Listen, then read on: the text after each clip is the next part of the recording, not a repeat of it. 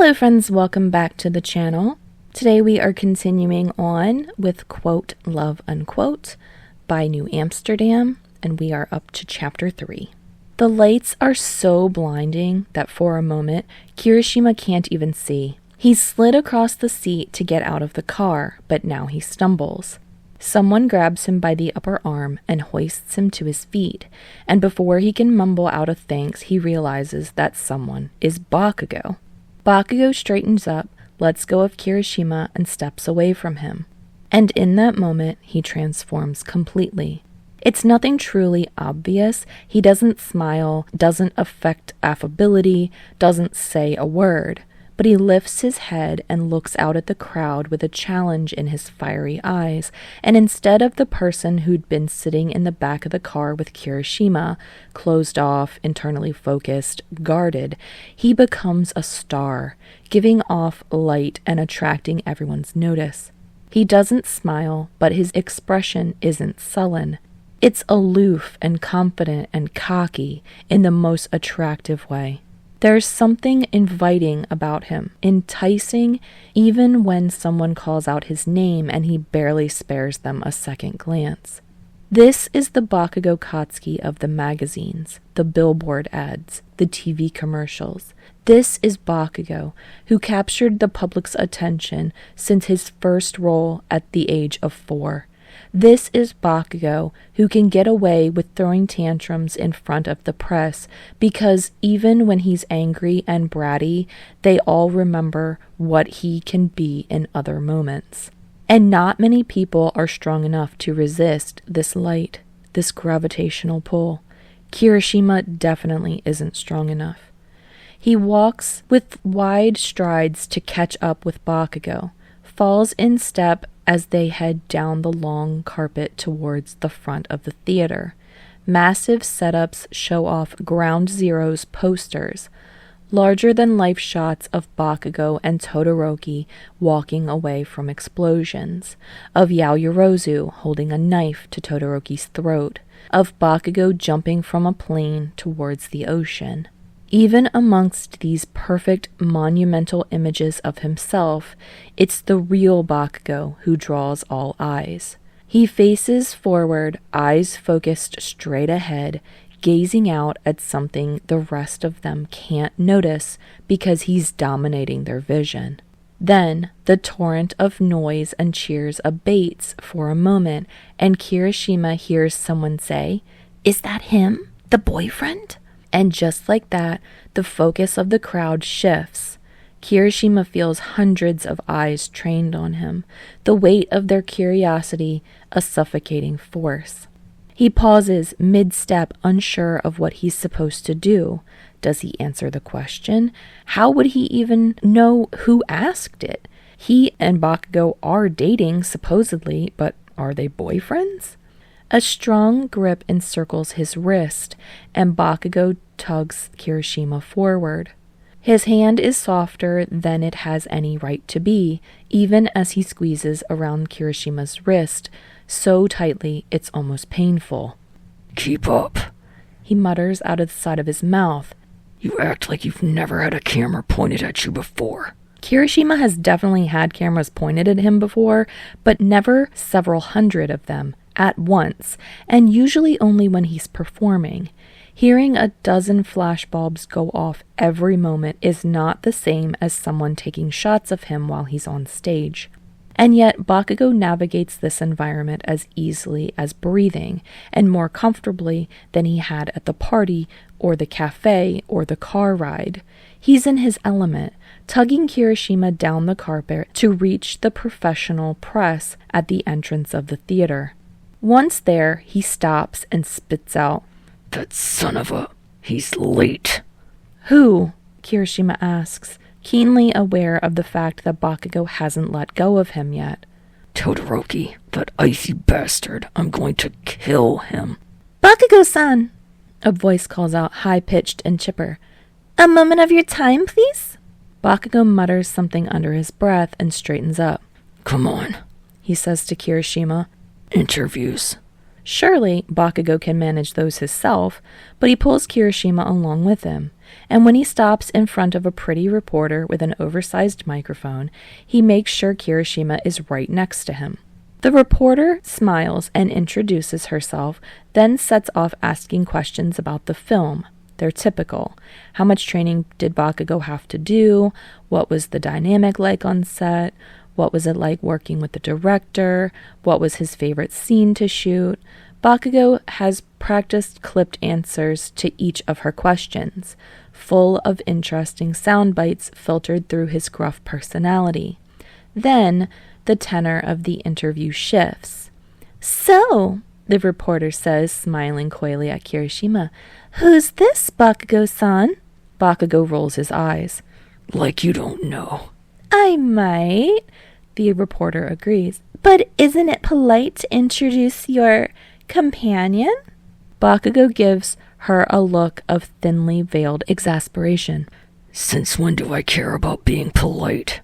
Kirishima, sensing that Bakugou's fuse has been lit, steps in before he has a chance to explode. "I'm Kirishima," he says. "I've never been to a movie premiere before." The reporter beams at him. "But we'll see you at more from now on, I hope." Kirishima laughs. "I mean, if Bakugou keeps inviting me."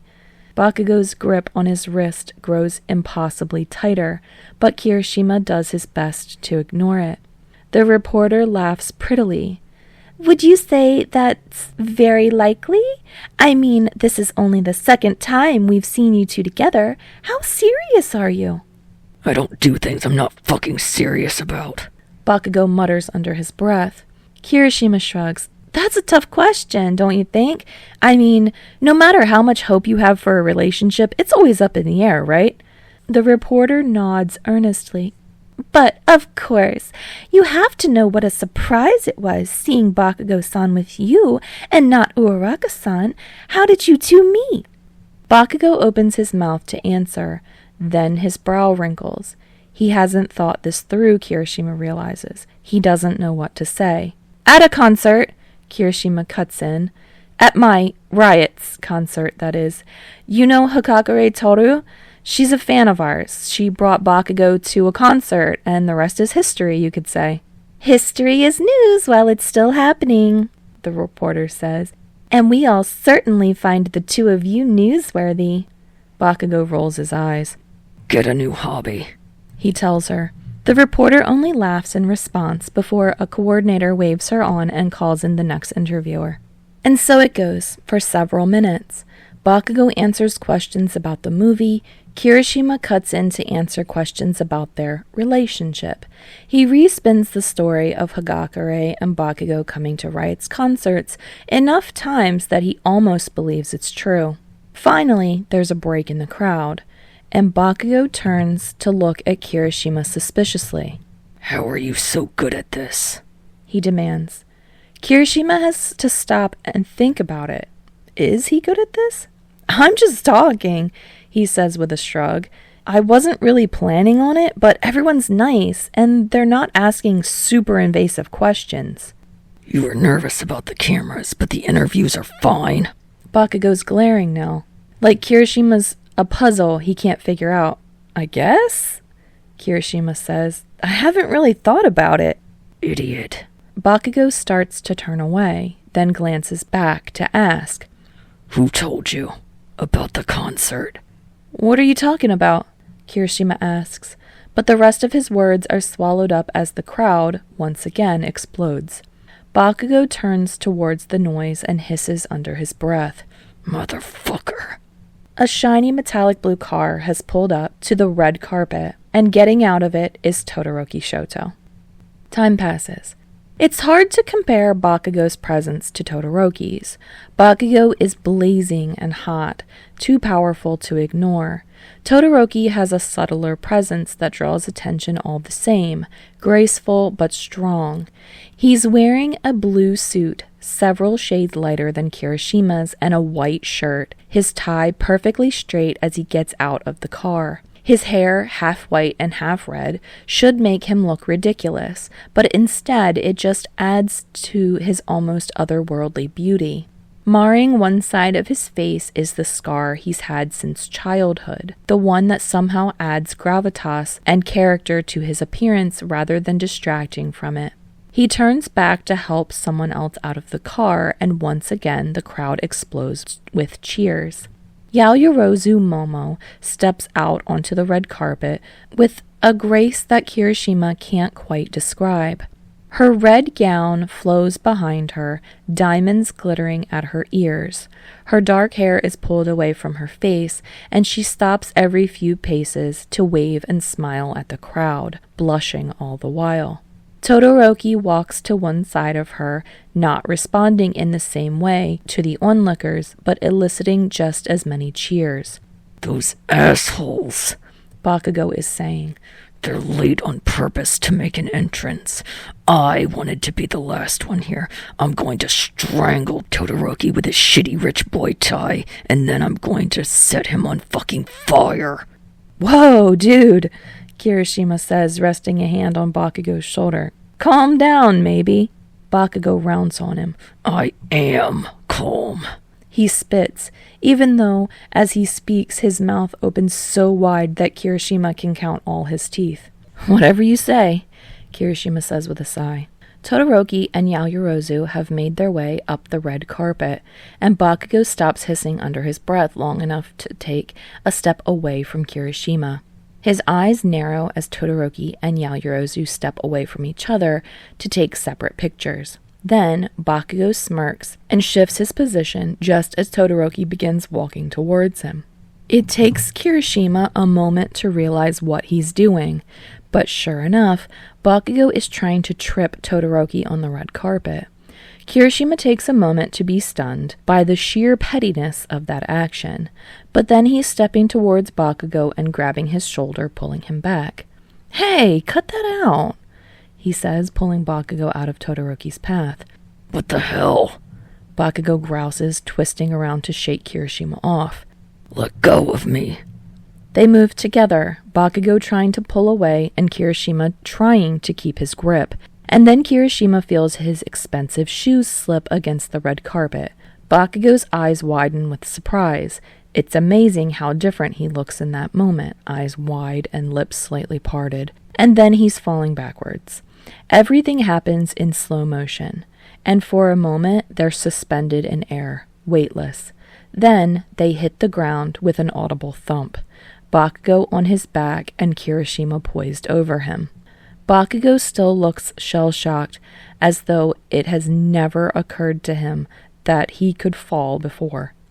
He lays there, looking up at Kirishima, his brow furrowing slowly as he processes. Kirishima is poised on his hands and his knees over Bakugou, their faces too close together. If Kirishima leaned down at this moment just a bit, his lips would brush against Bakugou's. If he let that happen, would Bakugou have the same awestruck expression? A camera clicks, then another, and another, until the noise all blends together in a wave that washes over them both. Bakugou moves as though to push Kirishima away, but before he can, Kirishima leans down to whisper in his ear. "Cameras," he reminds Bakugou. "Don't freak out, remember?"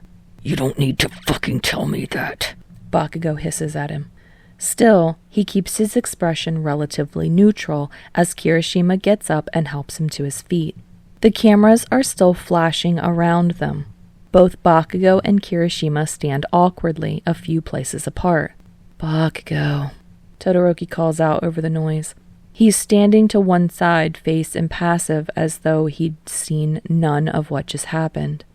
"They want all three of us for interviews." Bakugou glances at Kirishima.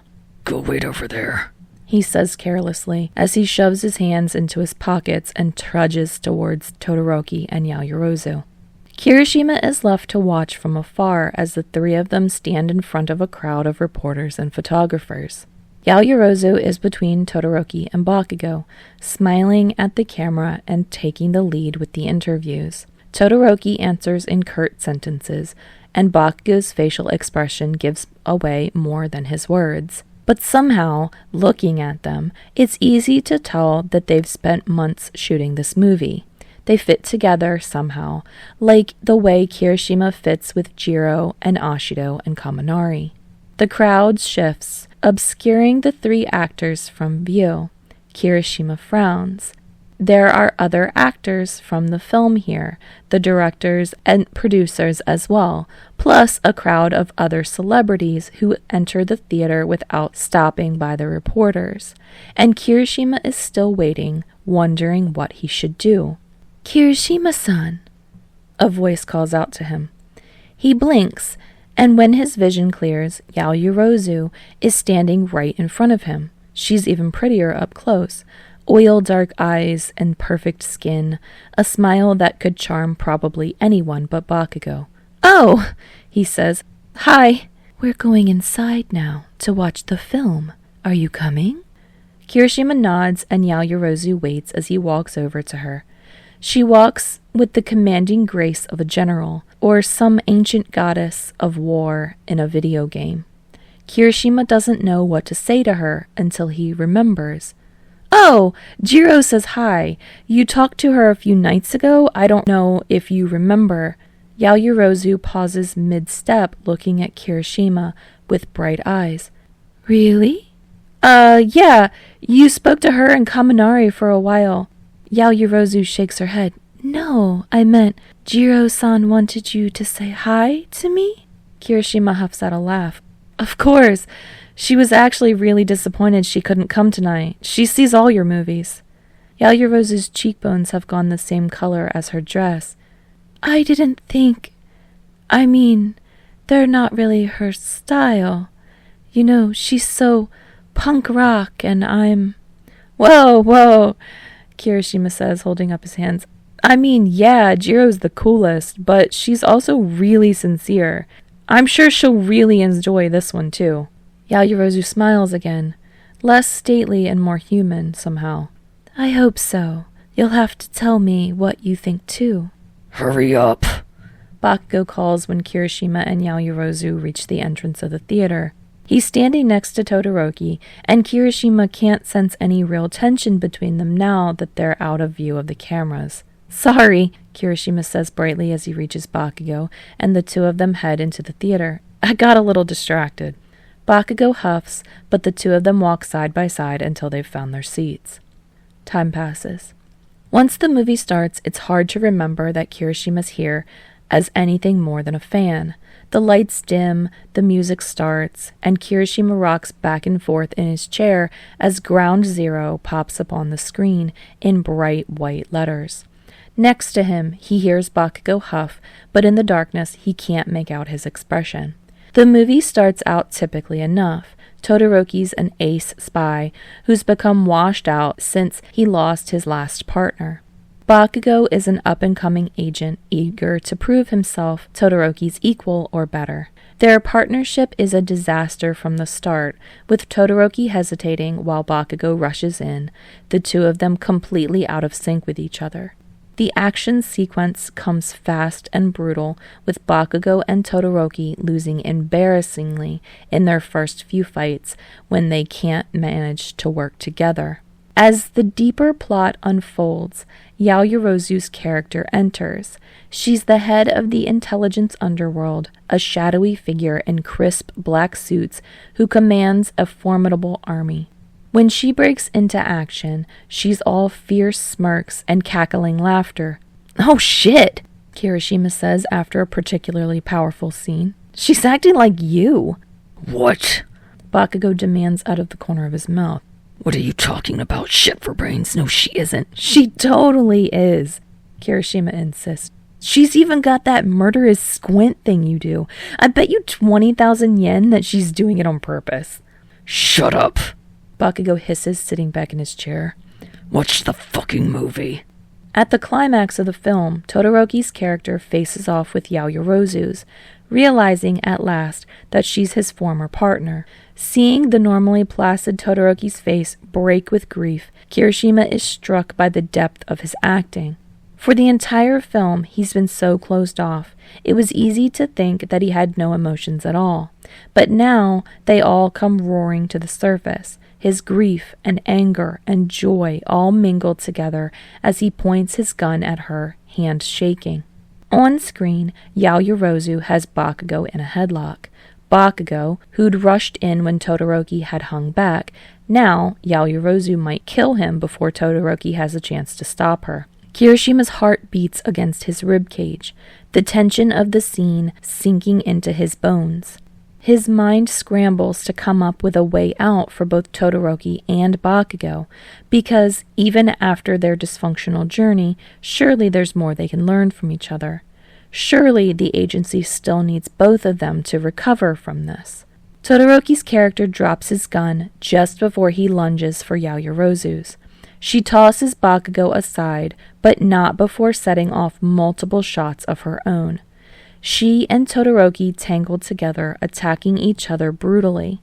Blood stains their clothes, tears gathered in Todoroki's eyes as he manages to subdue her. Kirishima's holding his breath. But then the magic is broken. Beside him, Bakugou has gotten to his feet and is walking past him out of the rows of seats. "Where are you going?" Kirishima whispers. Bakugou doesn't answer him. Kirishima turns his attention back to the film, just in time to see Yaoyorozu and Todoroki die in each other's arms. Bakugou stands over both of them, looking shell-shocked.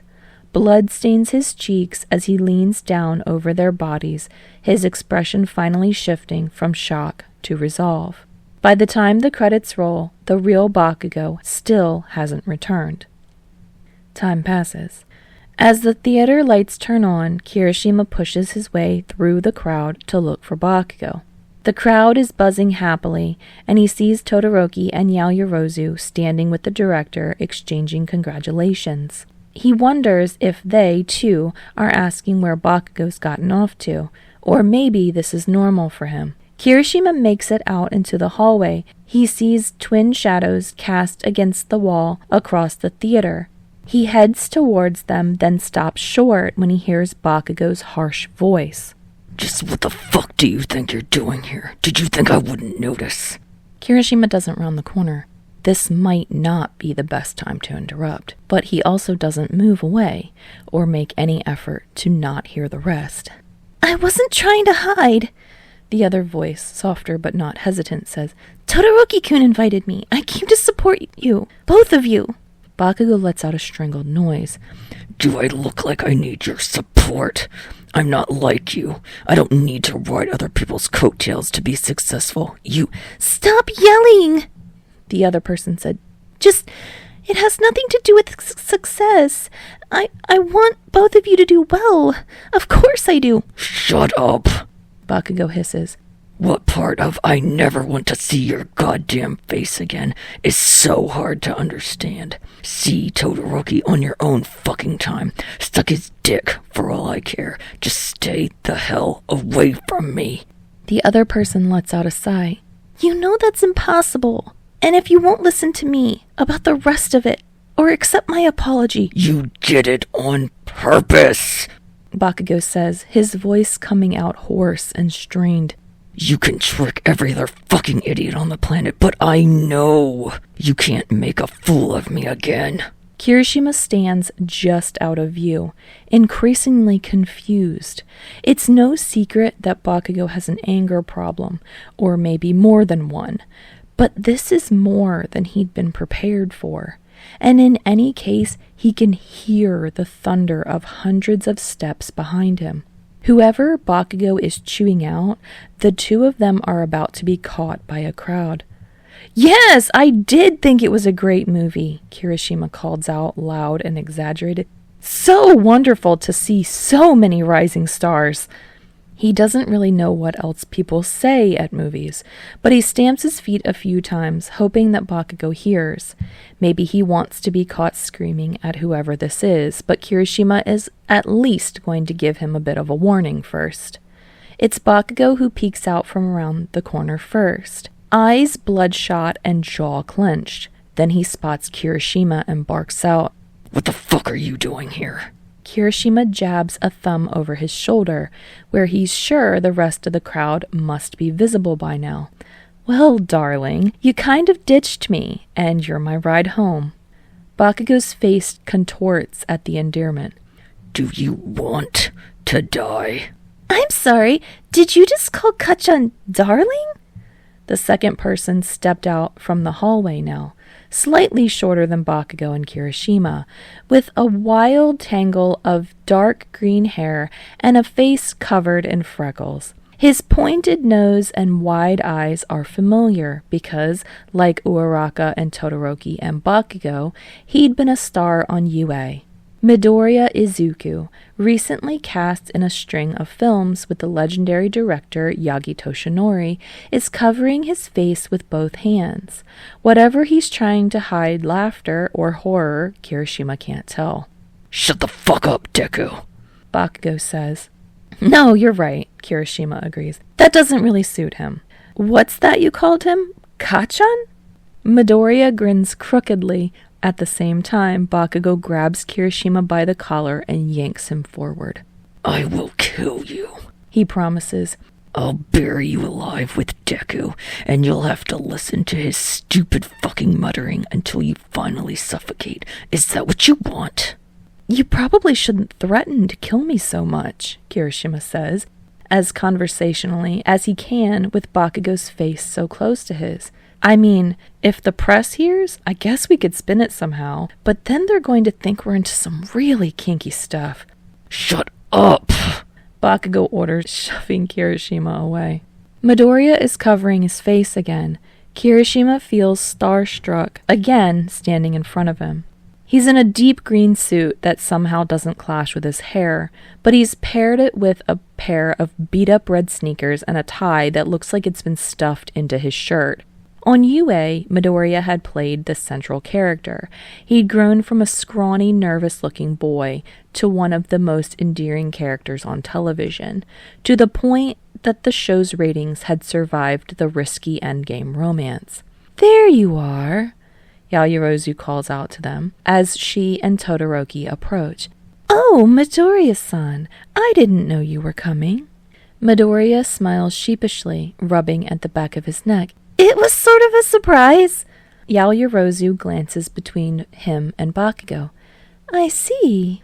Todoroki huffs out a puff of air. I'm glad you made it, he says to Midoriya, and his expression doesn't shift much, but his voice is suddenly warmer than it had been on the red carpet. Midoriya grins at him. Wouldn't have missed it for... His voice is cut off as Bakugou elbows him in the stomach. Hey! Kirishima says, but Midoriya waves him off. It's fine, he says, straightening his shirt. He glances at Bakugou, pursing his lips. Kachan, you... I'm leaving, Bakugou announces. What? Yaoyorozu asks. But we're all going to my home for tea. Is he invited? Bakugou asks, jerking his head in Midoriya's direction. Yaoyorozu hesitates for only a moment. Of course he is, Bakugou-san. Kirishima-san, you're welcome to come as well. We're leaving, Bakugou repeats, and this time he grabs Kirishima's wrist and starts pulling him away from the others. Hey! Kirishima starts to say, wait a second! I said we're not going, Bakugou roars, not even turning as he speaks. Come on, we have to get out of here before the fucking cameras follow us. Behind them, Kirishima hears Midoriya say, I can go. I'm sorry if... Let him go, Todoroki says. Is it because he wants more time with his boyfriend? Yaoyorozu asks. Boyfriend? Midoriya squeaks. Bakugou's grip tightens around Kirishima's wrist, and he doesn't let go until the black town car pulls up and they're able to get inside. As soon as they're seated, Bakugou twists bodily to stare out the window, chin balanced against his hand. Dude! Kirishima says once he's caught his breath. What the hell was that about? Fuck off, Bakugou mutters without turning his head. Just shut the hell up, Kirishima. Bakugou's brow furrow. No, hey, wait a minute. You don't just get to yank me around like that. If I'm going to change my whole life over this, you need to at least be open with me. This isn't going to work otherwise. Bakugou lets out a breath through his teeth. You think I give a fuck? Go ahead, walk away. It hurts, more than it should considering that this is only a business arrangement. But Kirishima doesn't back down so easily. No, he says, leaning into Bakugou's space. Look, wouldn't it have made sense to go to Yaoyorozu's if someone saw us, took pictures or whatever? You're an idiot, Bakugou tells him, and before Kirishima can complain, he continues. She's not going to have a publicity party. They're literally going to sit around her giant-ass mansion and have tea, like friends. Like, fuck, I want to be there. They seemed like your friends earlier, Kirishima says, thinking that Bakugou trying to trip Todoroki probably doesn't count against that assessment. I don't have fucking friends, Bakugou says. He's still turned away from Kirishima, still not meeting his eyes. He doesn't say it with any more emotion than his usual grousing. No heat, no fire behind his words, and yet they hit Kirishima as though Bakugou had screamed them. He thinks about the amount of passion Bakugou had displayed on screen, the subtlety of his emotions, and he thinks about Bakugou's presence on the red carpet, how everyone had clamored to be near him. It just doesn't make sense. Regardless of Bakugou's attitude, he's clearly the type of person who pulls others towards him. So why isn't anyone close to him? Why is he so determined to walk away from people who might be his friends? I think you're going about this the wrong way, Kirishima says, slumping down against the leather seat. Bakugou doesn't respond, so Kirishima continues. We're never going to sell this if we don't actually get to know each other. Don't tell me you have some harebrained plan, Bakugou mutters. Kirishima grins. Oh, I do. And I think Sero's going to want you to play along with it. All right, friends, thank you so much for joining me for Chapter 3. The song that goes along with this chapter is No Friends by Francisco. Again, the Spotify playlist will be linked. The link to the original fic will be linked. I always forget to say that, but it's always linked in the description. I hope that you guys liked this chapter. I hope that you guys enjoyed the movie premiere. And I really hope that you guys will come back and join me for Chapter 4. And if you do, then I'll see you next time. Magor